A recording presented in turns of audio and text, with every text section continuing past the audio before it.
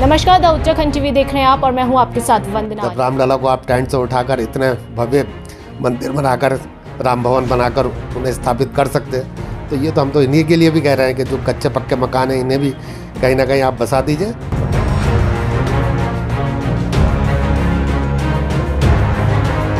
करनी और कथनी में बहुत फर्क है, करनी और कथनी में बहुत फर्क है।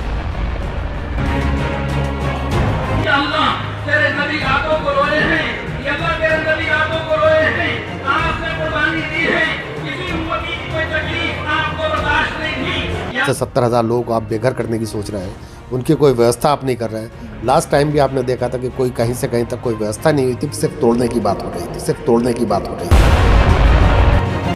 कहते हैं कि मोदी जी का सीधा सीधा नारा है कि सबका साथ, सबका विकास, सबका सम्मान। एक तरफ जहाँ जिन लोगों के पक्के मकान है उन्हें तोड़कर आप सड़क पर लाना चाहते हैं, उन्हें तोड़कर आप सड़क पर लाना चाहते हैं। ये बिल्कुल इंसानियत के खिलाफ बात है कि आप किसी को भी बेघर करके छोड़ दो, उसे सड़क पर मरने के लिए छोड़ दो। ये कहीं की मानवता बिल्कुल ख़त्म कर दी गई है।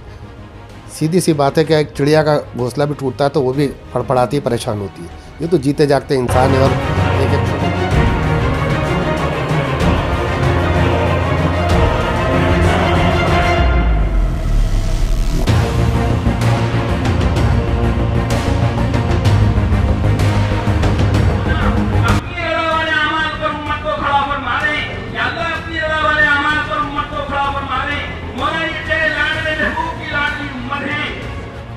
अल्लाह तेरे नबी आदों को रोए हैं, ये अल्लाह तेरे नबी आदों को रोए हैं।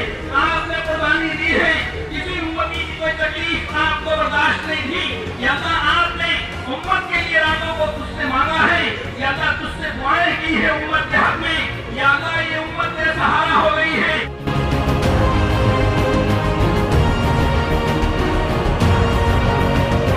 नमस्कार, उत्तराखंड टीवी देख रहे हैं आप और मैं हूं आपके साथ वंदना आर्या। इस वक्त हम उत्तराखंड के हल्द्वानी में हैं, जहां रेलवे भूमि अतिक्रमण का मामला जो था उसको लेकर आज सुप्रीम कोर्ट के द्वारा आज सुनवाई होनी थी। उसी मामले को लेकर अब्दुल मतीन सिद्दीकी हमारे साथ मौजूद है। सर, मैं सबसे पहले जानना चाहूँगी आज की सुनवाई का किस तरह से क्या फैसला है उसको लेकर।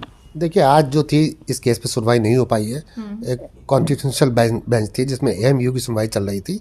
सारे जस्टिस उसमें जो थे मेन वो सब उसमें बिजी थे, इसलिए आज ये कोर्ट नंबर 4 नहीं चल पाई है। इसलिए अब जो भी है आज शाम तक अगली डेट हम लोगों को मिल जाएगी और उसमें इस मुकदमे की सुनवाई होनी है। 50,000 से ज़्यादा लोग जो हैं वो उनका घर टूटने से जो आप उनकी लड़ाई लड़ रहे हैं, हक की लड़ाई लड़े, उस मामले को लेकर आप क्या कहना चाहेंगे? क्योंकि सबकी निगाहें इस मामले को लेकर टिकी पड़ी हैं, पूरे हल्द्वानी की। तो इस मामले को लेकर आप किस तरह से आगे काम कर रहे हैं?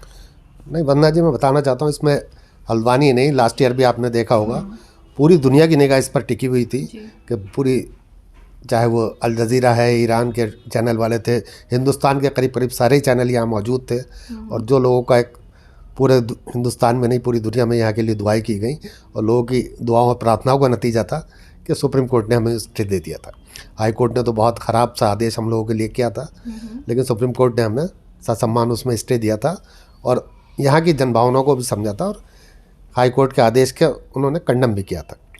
जी, कल हमने देखा कि सभी लोगों ने आज कल जो रो रो कर रब से दुआ भी मांगी थी, तो इस पर आप क्या प्रतिक्रिया देना चाहेंगे? नहीं, निश्चित रूप से देखिए, ये तो एक सीधी सी बात है कि एक चिड़िया का घोंसला भी टूटता है तो वो भी फड़फड़ाती है, परेशान होती है। ये तो जीते जागते इंसान है और एक एक छोटे छोटे से घर में 8-8, 10-10 लोग रहते हैं। तो सोचना चाहिए, कोई सा भी मौसम हो, जाड़ा, गर्मी, बरसात, आदमी कहाँ जाएगा इतनी बड़ी तादाद में कि 60 से 70,000 लोगों को आप बेघर करने की सोच रहे हैं, उनकी कोई व्यवस्था आप नहीं कर रहे हैं। लास्ट टाइम भी आपने देखा था कि कोई कहीं से कहीं तक कोई व्यवस्था नहीं हुई थी, सिर्फ तोड़ने की बात हो रही थी।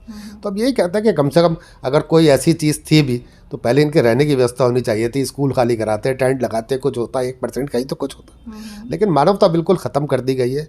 हमने देखा अभी नगीना कॉलोनी का मामला रहा हो, चाहे लालकुआ, चाहे नैनीताल रहा हो, तो ये बिल्कुल इंसानियत के ख़िलाफ़ बात है कि आप किसी को भी बेघर करके छोड़ दो, उसे सड़क पर मरने के लिए छोड़ दो। ये कहीं की तुक नहीं है। एक तरफ घर बनाने की बात की जाती है तो कहीं देखने को मिला कि घर उजड़ते हुए नजर आ रहे हैं। नहीं, बिल्कुल, हम तो कहते हैं कि मोदी जी का सीधा सीधा नारा है कि सबका साथ, सबका विकास, सबका सम्मान, और 2022 तक वो सबके पक्का मकान देना चाहते हैं। तो ये एक तरफ जहाँ जिन लोगों के पक्के मकान है उन्हें तोड़कर आप सड़क पर लाना चाहते हैं, तो ये तो सीधी गलत बात है कि करनी और कथनी में बहुत फ़र्क है। हम ये कहते हैं कम से कम जो कहते हैं वो करना चाहिए, और हम तो सीधी बात कहते हैं। जब आप तो बहुत दयावान है, सारी चीज़ें हैं, जब रामलला को आप टेंट से उठाकर इतने भव्य मंदिर बनाकर, राम भवन बनाकर उन्हें स्थापित कर सकते, तो ये तो हम तो इन्हीं के लिए भी कह रहे हैं कि जो कच्चे पक्के मकान हैं इन्हें भी कहीं ना कहीं आप बसा दीजिए और किसी का घर मत तोड़िए। जितनी भूमि की आपको आवश्यकता है रेलवे को, उतनी भूमि आप ले लें और जो लोग उससे प्रभावित हो रहे हैं उनका पुनर्निवास कर देना चाहिए।